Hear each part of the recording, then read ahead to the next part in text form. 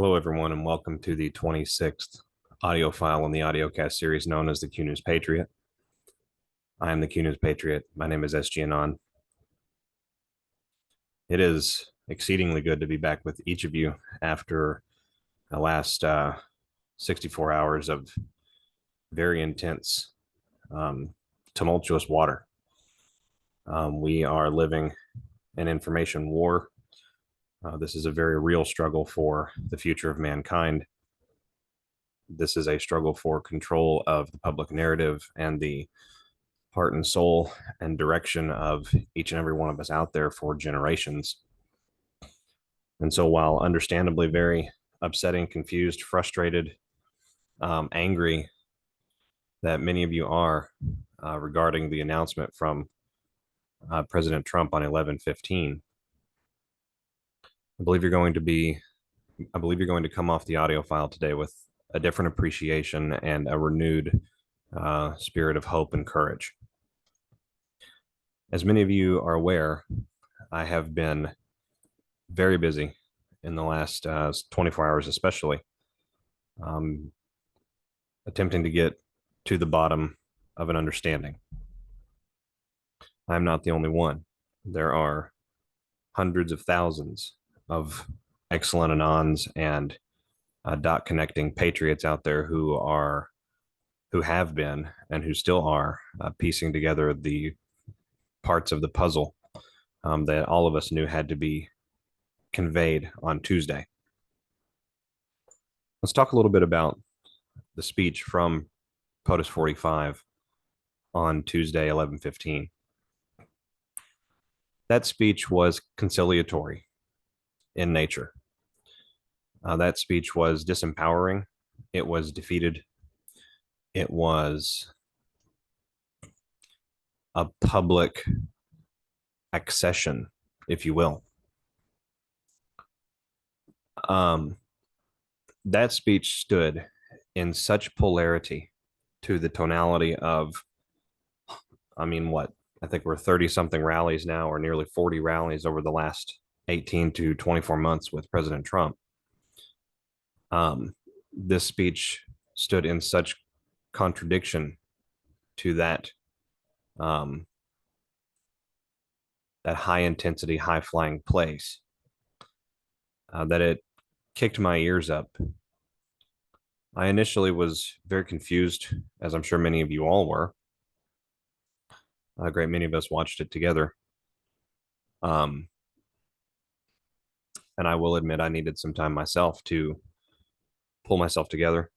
Remember that we are in the trenches under fire and that cool heads prevail 100% of the time. Understanding that, let's appreciate what sort of conflict we're fighting. Irregular warfare is exactly that. It is not war in the sense of what's going on in Europe right now, although that is very real and it's a part of this larger, more all-encompassing conflict. Irregular warfare is when areas of society that are not kinetic or military in nature by design or origin are involved in the fight. Lawfare is a form of irregular warfare. Lobbying is a form of irregular warfare, depending on where the money's coming from. Cyber warfare is a form of irregular warfare. Things like DDoS attacks, while a more simplified version, depending on the actor committing the attack, could be considered irregular warfare. Propaganda is necessary for irregular warfare to work because it assuages the mass consciousness into the acceptance of whatever scenario is being played out. Understanding this, we have to also understand that President Trump is the commander-in-chief of the armed forces of the United States, a large segment of which has been involved in irregular warfare for 3 to 5 years. The military of the United States has shown us on flight radar and through publications in the mainstream media, military websites, DoD.gov, and others, that they are conducting large-scale operations of some nature. Understanding then that President Trump is involved in that to a degree, we have to understand the position President Trump places himself in when he gives a public address. If you were involved in a great battle and you received intelligence that your opponent in that great battle would be making an announcement that would affect the conditions of the battlefield, you would do everything within your power, your power, to ensure that you both witnessed the announcement and then took time to process and understand it. President Trump built up the announcement on 11/15 as one of the most important days in the history of our country. President Trump announced his special announcement 8 days prior to its occurrence. This was a tactic in warfare to involve the mass consciousness and the attention of the enemy. Look here, not there.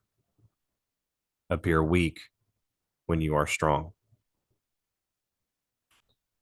In a moment, I'm going to share my screen with each of you, because as we proceed through our file today, we're going to begin at the point of the speech. We're going to talk about the symbolism of the speech, and then we're going to look at bona fide proofs of what we are dealing with right now before we get into some intel that believe I'm able to relay to you all. Understand that this is a conflict that spans dimensions in society. It spans international boundaries. It involves all countries or most countries of the world.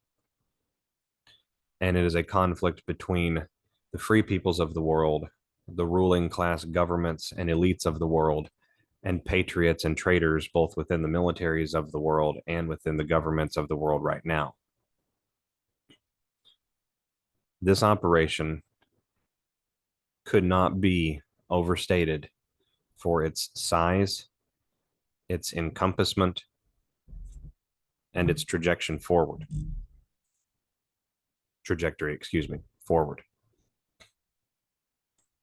We are living an amazing time, and what we witnessed on Tuesday was a necessary part of war when the game is truly being played for keeps. Allow me a moment. I'm going to get into some screen sharing.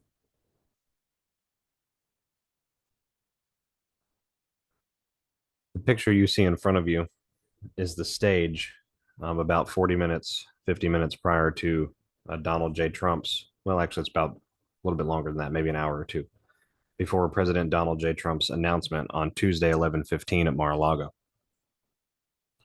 Let's count the flags. 1, 2, 3, 4, 5, 6, 7, 8, 9. Look at the peaks. 10, 11, 12. 2 peaks. 13, 14, 15, 16, 17, 18, 19. I am here to announce my candidacy for President of the United States. End statement.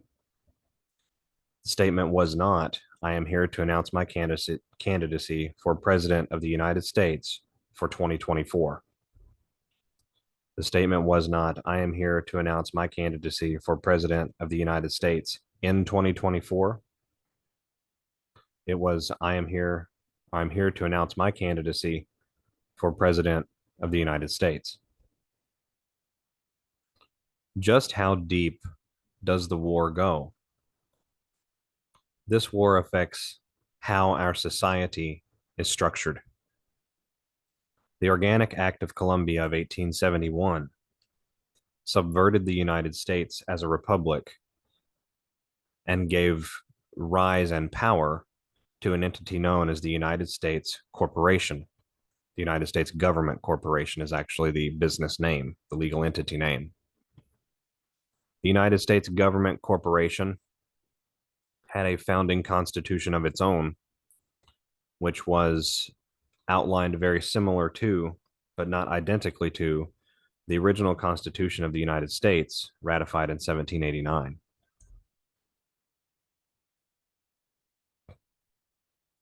When President Trump states, "I am here to announce my candidacy for President of the United States," he is the first individual in almost 155 years to be able to say, "I am announcing my candidacy for President of the Republic of the United States." There are 19 flags on that stage for a reason. The United States had 18 lawful presidents of the Republic prior to the subversion by the 1871 Organic Act of Columbia. It was that year that the central banking systems, the Rothschild banking conglomerate in Europe and their allies in the United States, businessmen, financiers, and so forth, were able to subvert the structure of the United States government to allow for control of the Treasury to be outsourced to a third party. That began a process which culminated in 1913 with the establishment of the U.S. Federal Reserve central banking system. This war is about more than catching the pedophiles. It's about more than destroying human trafficking. It's about more than COVID. It's about more than the biological weapons, although all of these reasons are important, honorable, justifiable reasons to wage any war or conflict anywhere. But this war is about reshaping how we live and breathe in our societies around the world, reshaping our institutions and our understandings of government, reshaping our understandings of economy and law, reshaping our understandings of money and wealth, reshaping our understandings of debt. When is debt acceptable? Is debt ever acceptable? There is no presidential seal on this podium because there is no more United States corporation. The presidential seal for the Republic cannot be unveiled at this time for reasons many of you will appreciate already, and many of you know. This announcement was a misdirection if we've ever seen one.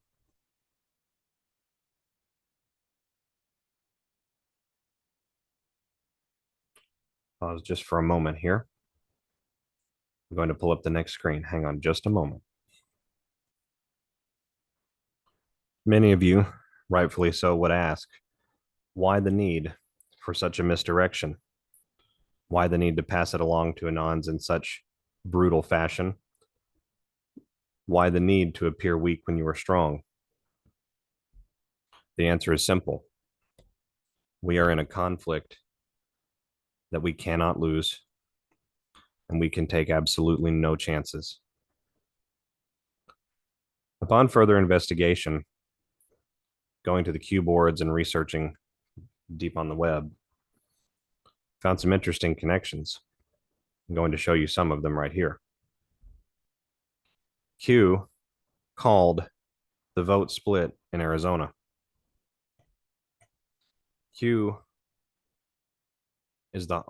Arizona is the home of Q, the ancestral home of Q and the military intelligence operation that became Q. Arizona is also symbolically represented by the alphanumeric characters A, alpha, and Z, Z, beginning to end. The 53-47% split, which was reported by Fox News and other official outlets regarding the Arizona gubernatorial race, is symbolic because it leads us to more research in the Q boards and to put more dots together. We'll get to those in just a moment. I wanted to show you this very quickly. For those of you concerned about President Trump's filing, President Trump filed as President of the United States, the incumbent President of the United States, Republican Party. The committee's name itself is Donald J. Trump for President 2024. But when we discuss the actual candidate, it is Donald J. Trump, President of the United States. Interestingly enough, Arlington, Virginia is a symbolic and historic location for reasons many of you out there, I'm sure, understand. I'm not going to get too deeply into that at this present moment, but I encourage you to cross-reference Arlington with the founding of the United States of America, the colony of Virginia, home to George Washington, I believe, and Thomas Jefferson both. Very symbolic organization, or excuse me, entity, and very historically important as it relates to the United States. I just also would like to point out that the email used here for the filing is trump@redcurve.com. Red curve, red curveball. And the individual listed as a point of contact is Bradley Crate. These are interesting correlatives.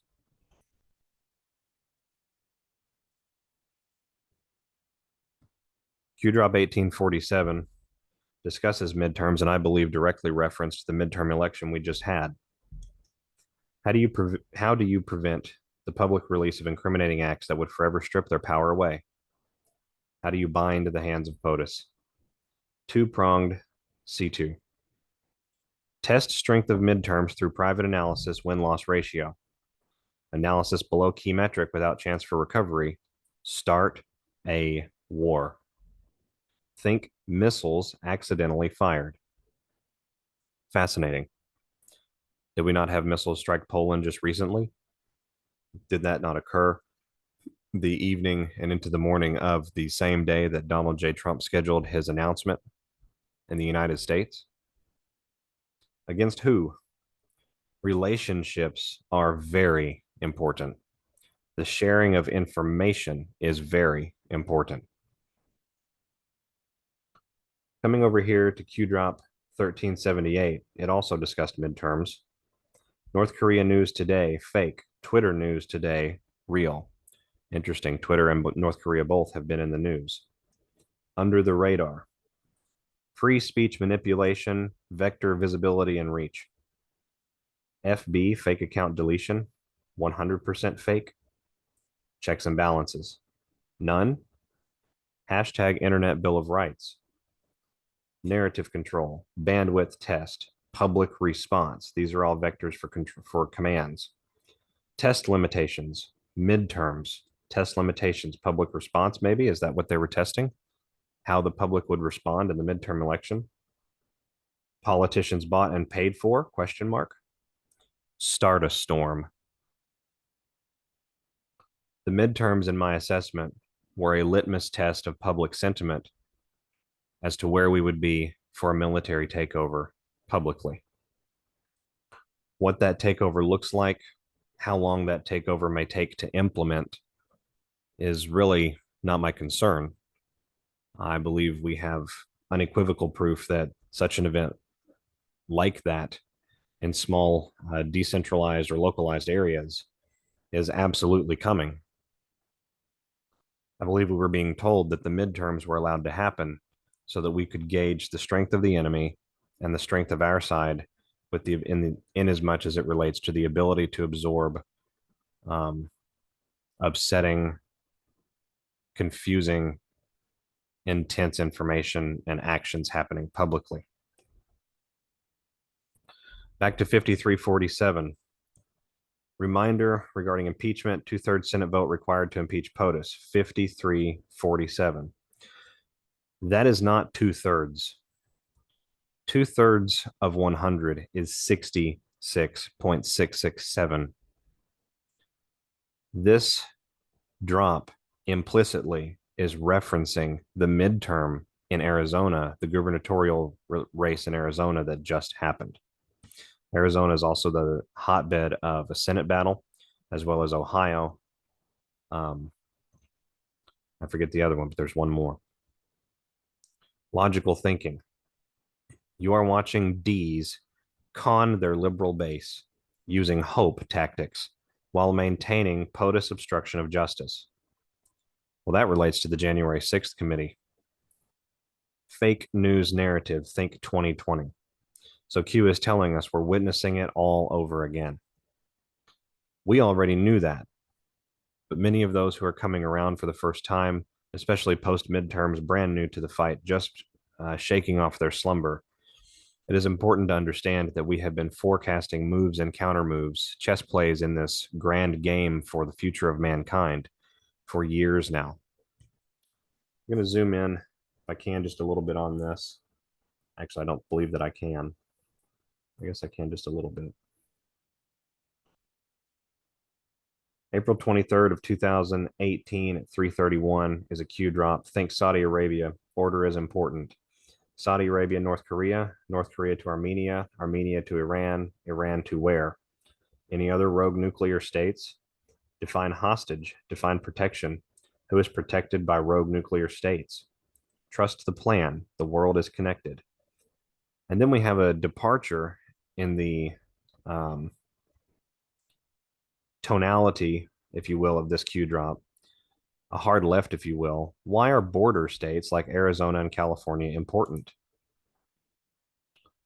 Well, it's interesting that we should bring up the border, as we know that just yesterday, the Texas governor, Governor Greg Abbott, declared war on the Mexican cartels and invoked his ability and power as commander-in-chief of the Texas National Guard forces to use all available means at their disposal, including military-grade equipment and firefighting, to repel what has now been deemed an invasion of the United States. What would happen if Kari Lake were installed as governor in Arizona due to fraud being overturned, and she also declared an invasion of the United States? What would the United States military be required to do? This plan is unfolding at warp speed, if I can use the term, and that is not an off-key reference to Operation Warp Speed, but I guess I should say we are moving ahead in ways that we did not realize we were simply just 48 hours ago. True to form, war is messy, it's complicated, it is difficult. Your wits are your greatest defense. Your sensibilities allow you to assess the battlefield and to repel enemy attacks. When those attacks or those misdirections have to come from within, we must also acknowledge the need for mis and disinformation in times of war.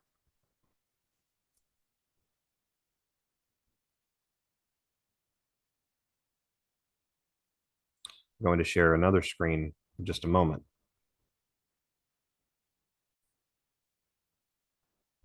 For those out there stating that the United States military is not engaged in operations, that there is no National Guard deployed or activated, and that no one is coming to save us, shame on you. Your ability to investigate information to the fullest extent is not being leveraged correctly. At the very best, these individuals are confused and maybe concerned in their own right. Here we have bona fide evidence of a United States military B-762 KC-46 Pegasus aircraft forward deployed over the Pacific Ocean, northeast of the Australian islands. Here, we have a United States military 762 KC-46A Pegasus, the same one, based and looks to be maybe returning to the northeast coast of the United States.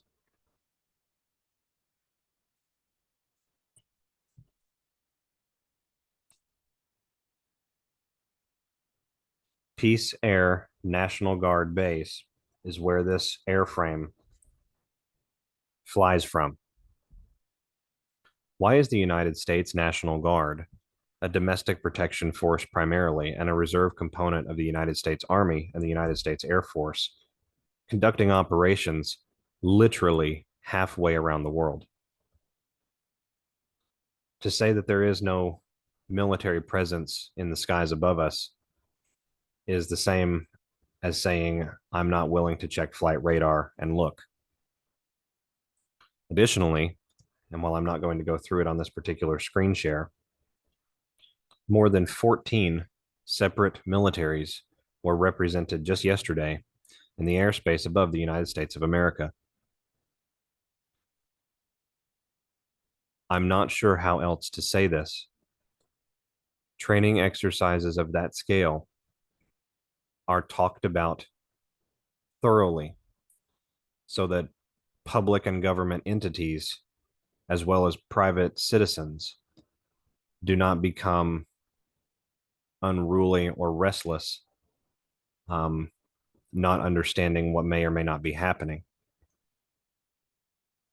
Because we have heard nothing in regards to any sort of joint training exercises to be conducted here in the United States or abroad, we can only conclude that this sort of interorganizational cooperation has an objective and a purpose. There are orders that have been given.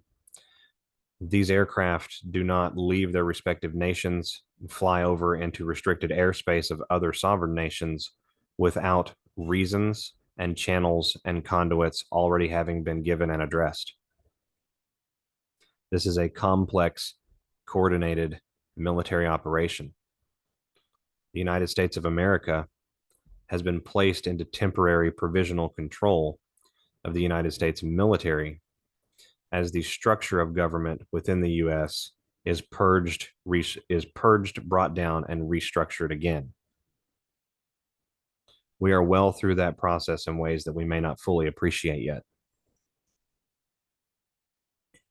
The United States National Guard has no reason to be conducting training exercises around the world. There are other branches of the armed forces of the United States tasked with foreign cooperation, foreign training, joint training exercises, which come around regularly and which are planned for. The National Guard is a reserve component, brought out only when the need is there. President Trump, for the first time in history, activated all 50 states' guards and placed them under federal active duty control of the Pentagon and gave them marching orders. That has never happened before. Until these orders are rescinded and terminated, these planes, such as this one on the screen and thousands of others, will continue to be trackable in the airspace both above the United States and around the world as they cleanse deep state strongholds, rescue children, apprehend traitors, administer justice, etc.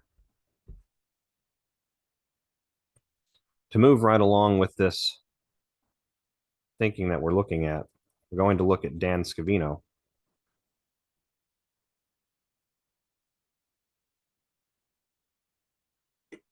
Dan Scavino was quiet from November the 7th until the day after President Trump's, or actually technically until the day of President Trump's announcement, but shared information on his TruthSocial one day afterward. This 34-second video, posted November 16, 2022, at 12:54 a.m. Eastern Time,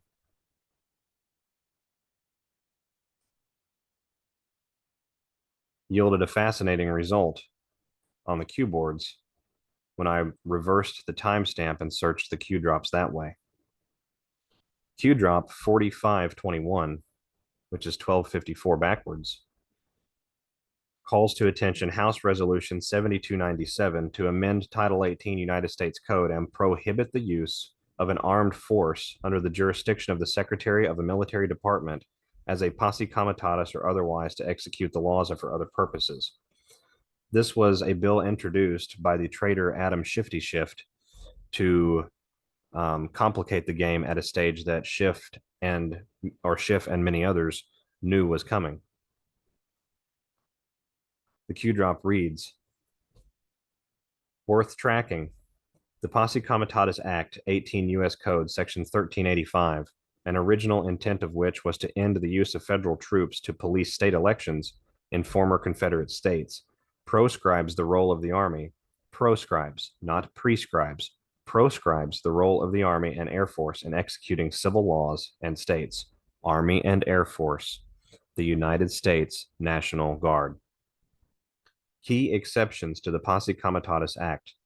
Pursuant to the presidential power to quell domestic violence, federal troops are expressly exempt from the prohibitions of Posse Comitatus, and this exemption applies equally to active duty military and federalized National Guard troops. What is Schiff trying to prevent? Everything you are witnessing, past and present, future, centrally revolves around the presidential election of 2020. Win by any means necessary. Self-preservation. Scavino, immediately after President Trump gives the most misdirecting speech that he's given in this entire journey so far, reminds us that the United States National Guard is not only active, but they are serving at the pleasure of the president, and they are conducting domestic operations to end a national emergency. At what point is it mathematically impossible? At what point are the correlations beyond coincidence? We are living through the most remarkable of times here in the world. One more screen share here. President Donald J. Trump today retruthed a TruthSocial post that he put out on October the 28th. This truth reads, TruthSocial has become somewhat of a phenomena. Last week, it had bigger numbers than all other platforms, including TikTok, Twitter, Facebook. Let's pause. TikTok, Twitter, Facebook. Did President Trump not state that China had significant involvement in what happened in the 2020 general election? Who are the largest shareholders of Facebook, Twitter, and TikTok? Who were the largest shareholders at the time of this post? What is TikTok? TikTok is a military intelligence operation serving at the pleasure of the Chinese Communist Party and the People's Liberation Army. Facebook is a Chinese communist asset. Twitter, until very recently, was also a Chinese communist asset. We continue. It also looks and works better to my eye.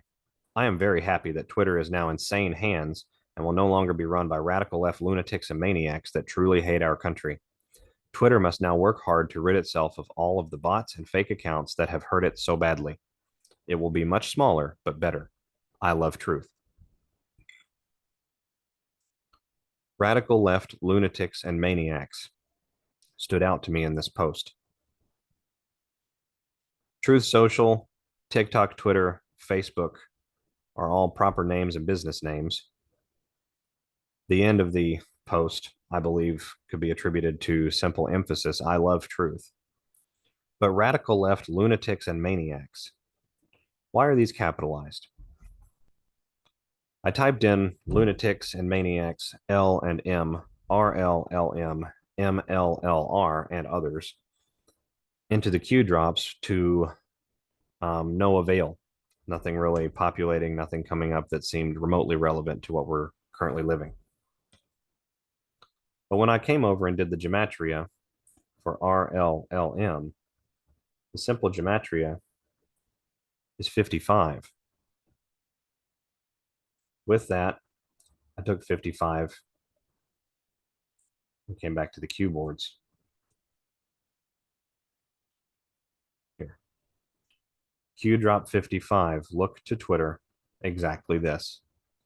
My fellow Americans, the storm is upon us. God bless.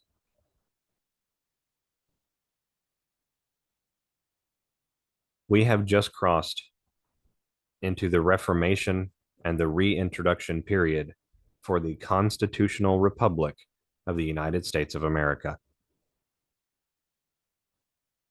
You should be very proud.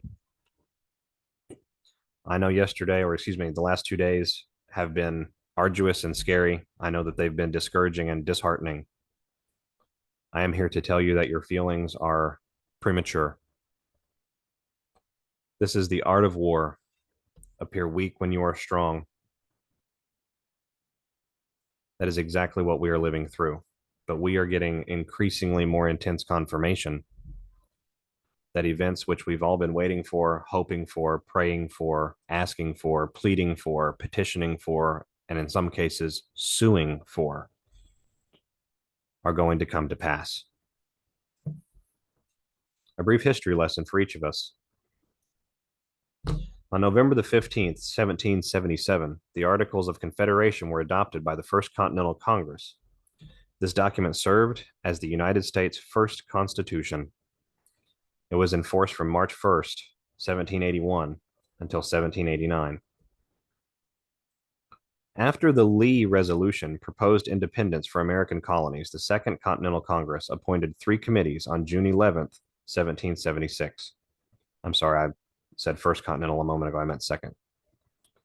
One of the committees was tasked with determining what form the Confederation of the Colonies should take. This committee was composed of 1 representative from each colony. John Dickinson, a delegate from Delaware, was the principal writer, scribe, if you will. The Dickinson draft of the Articles of Confederation named the Confederation the United States of America. After considerable debate and revision, the Second Continental Congress adopted the Articles of Confederation on November 15th, 1777. The document seen here is the engrossed and corrected version that was adopted on November 15. It contains 6 sheets of parchment stitched together. The last sheet bears the signatures of delegates from all 13 states.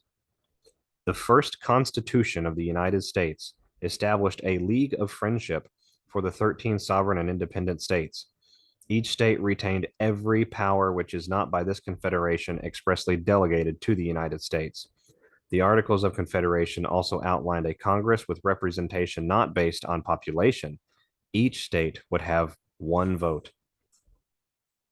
Ratification by all 13 states was necessary to set the Confederation into motion.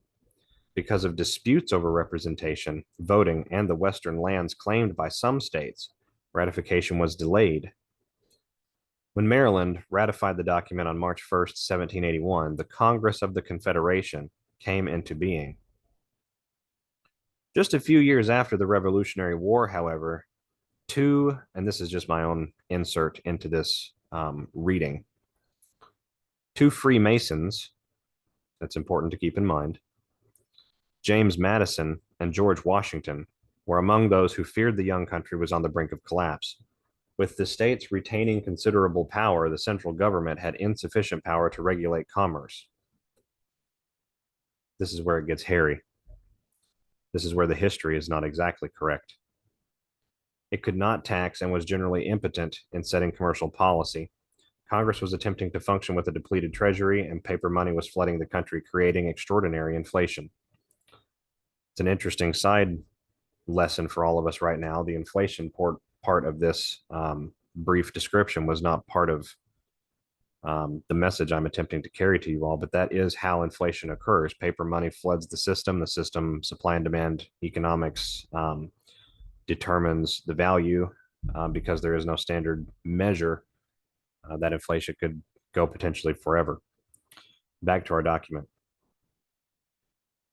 The states were on the brink of economic disaster, and the central government had little power to settle quarrels. Disputes over territory, war pensions, taxations, and trade threatened the tiny country. In May of 1787, the Constitutional Convention assembled in Philadelphia to revise the Articles of Confederation. They shuttered the windows of the State House, Independence Hall, and swore secrecy so they could speak freely. By mid-June, the delegates had decided to completely redesign the government. After 3 hot summer months of highly charged debate, the new Constitution was signed, which remains in effect today. Some of this is true. Some of this history is not true. I encourage each of you to examine the exact conditions governing the time this was going down, that this was occurring, and to look into the histories of the Freemasons, James Madison and George Washington. These individuals were not the heroes history has taught us that they were. But regardless, perhaps more to the point of what we're discussing, is this was the original foundation of the constitutional republic of the United States, and it occurred on November the 15th.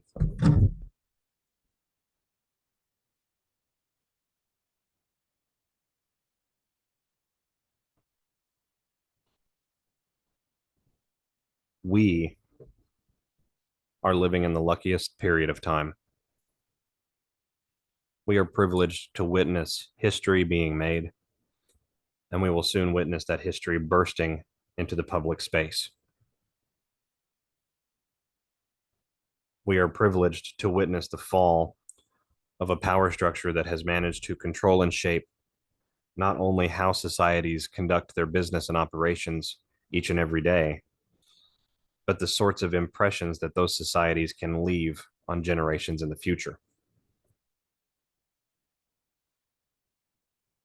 I know it's tough, but this is a very, very exciting time. More to that excitement, I have I have some information that I would like to relay to each of you.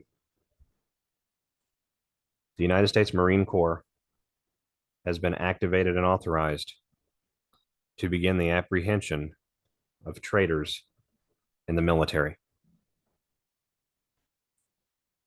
Individuals identified as possible combatants will be detained, interrogated, and if necessary, military justice will be administered to them. That process has begun on the eastern seaboard of the United States, on the very southwest coast of the United States, Southern California area, and in other areas. Additionally, and sort of tying right along to that, tribunals within the White House in Washington, D.C. have been primarily concluded. Individuals given tribunals and not put to death within the White House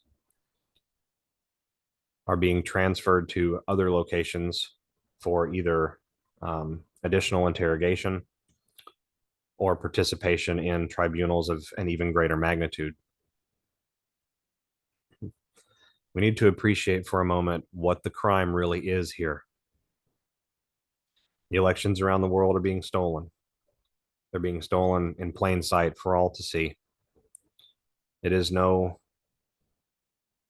small matter, but yet it is not the main crime that has invoked this worldwide alliance.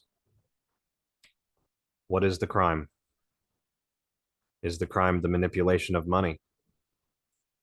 Is the crime COVID-19? It's all of it. The crime that was committed by the governments of the world at the behest of their financial masters at the very top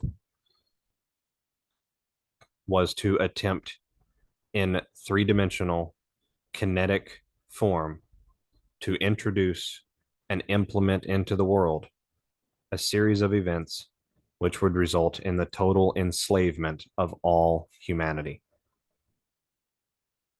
That is the crime. Individuals being caught in this web are being caught at various levels for various reasons, but the money tells the entire story.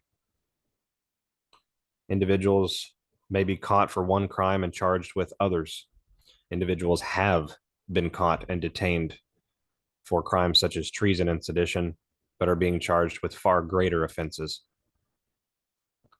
Non-military enemy combatants identified as terrorists are also being hunted down and saved for large-scale, some are being saved for large-scale military tribunals, which will be public to the world.